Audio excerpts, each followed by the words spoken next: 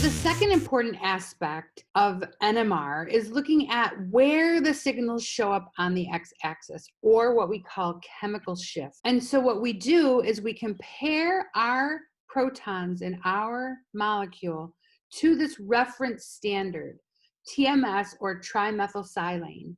It became an internal reference compound for proton NMR because it has a strong, sharp resonance line from these 12 equivalent protons with a chemical shift that has a very low resonance frequency relative to most compounds that we'll look at.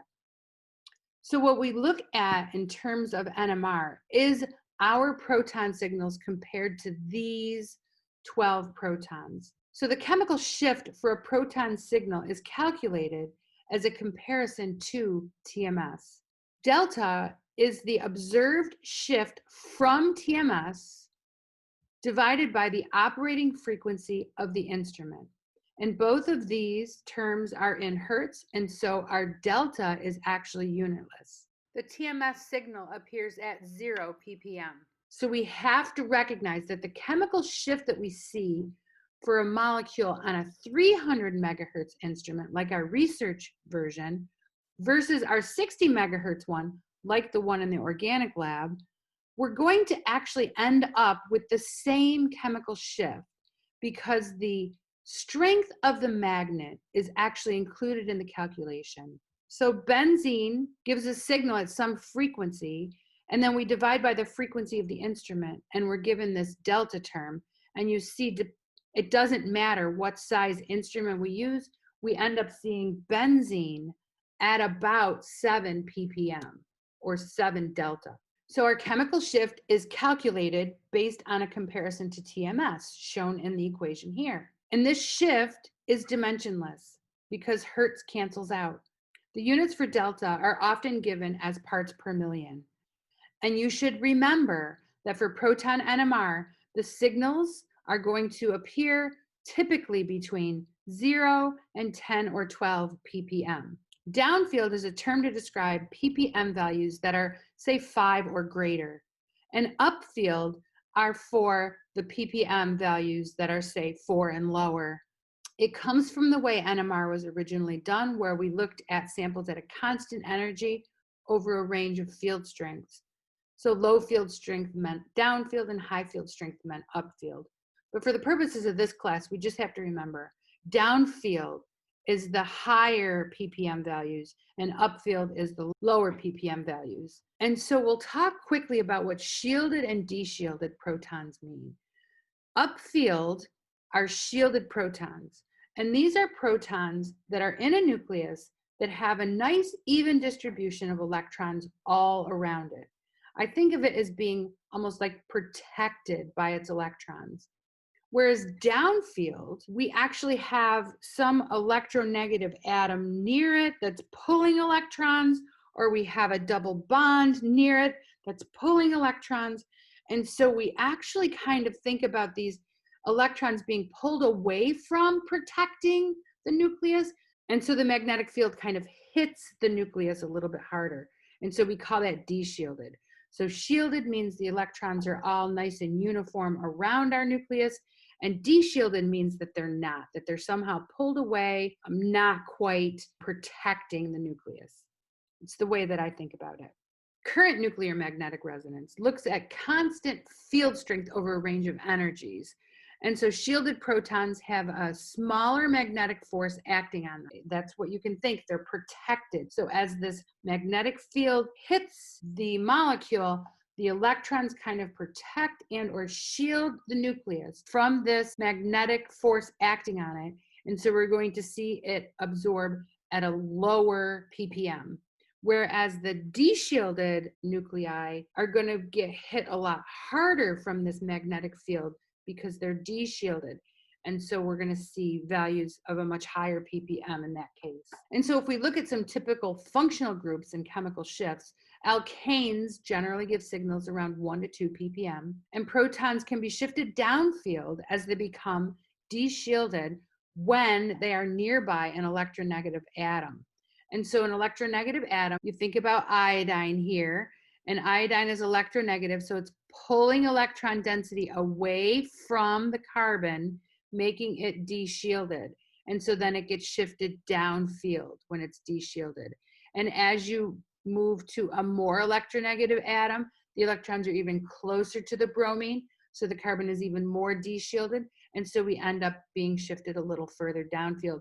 And it progresses all the way down to where we have fluorine, the most electronegative atom, pulling the electron density most from the carbon. We end up seeing that the carbon is the most deshielded with a signal around 4.3 ppm. And as you add multiple atoms that are pulling electron density away from the carbon, we see the chemical shift continues to be shifted downfield because that carbon is more and more deshielded. And as we go from the alpha to the beta to the gamma carbon from our electronegative atom, you can see that the distance does matter. So if we have a proton on an alpha carbon to a halogen, that's deshielded much more than a proton that's on a beta carbon compared to the halogen versus a gamma. So you can see that these become more and more shielded as we get further and further away from the electronegative atom. And if we look at just alkanes and we look at the difference between methyl, which is a primary carbon, methylene, which is a secondary carbon, and methine, which is a tertiary carbon, you can see that we're also, with the addition of carbons, this has one carbon,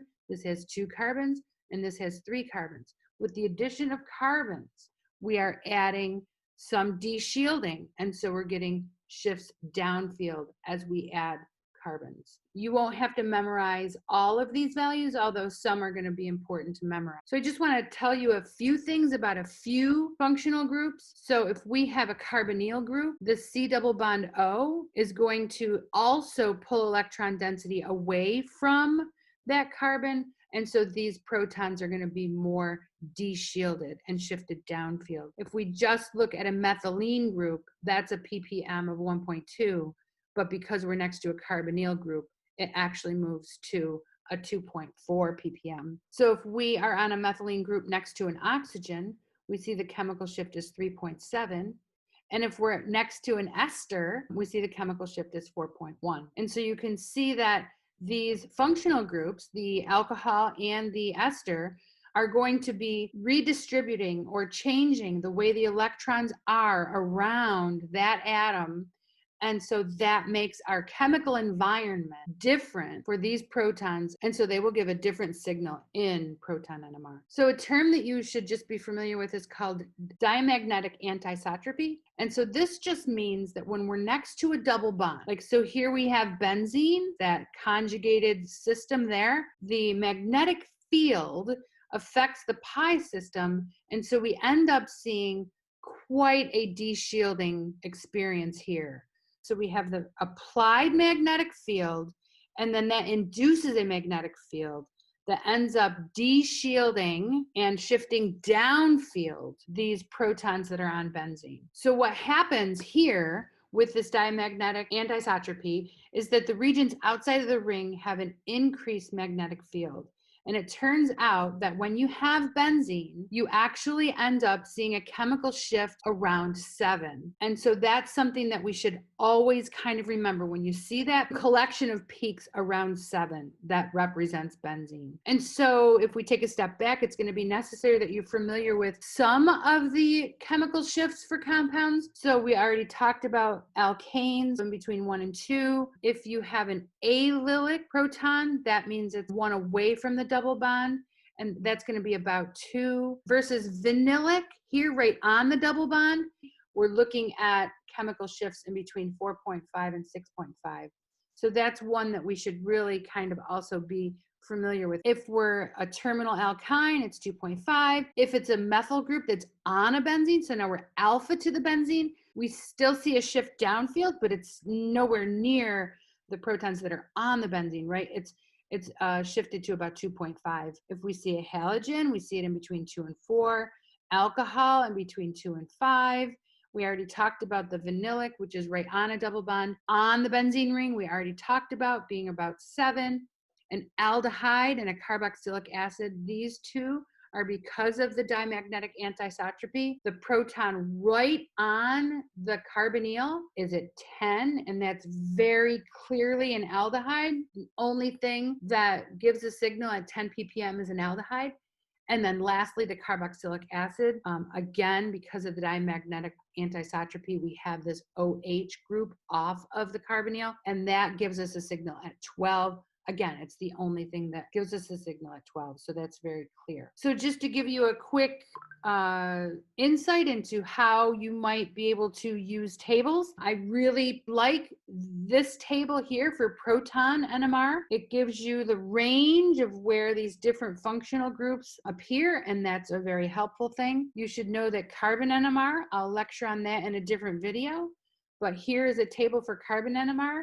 The big difference here is we look at the x-axis goes from 0 to 200 versus proton NMR where it goes from 0 to 12. So we have the proton NMR chemical shift, the carbon NMR chemical shifts, and then some people don't like this kind of schematic. Therefore, here is a table version of the same information. There you have it. Now you can do chemical shift for NMR. Good luck.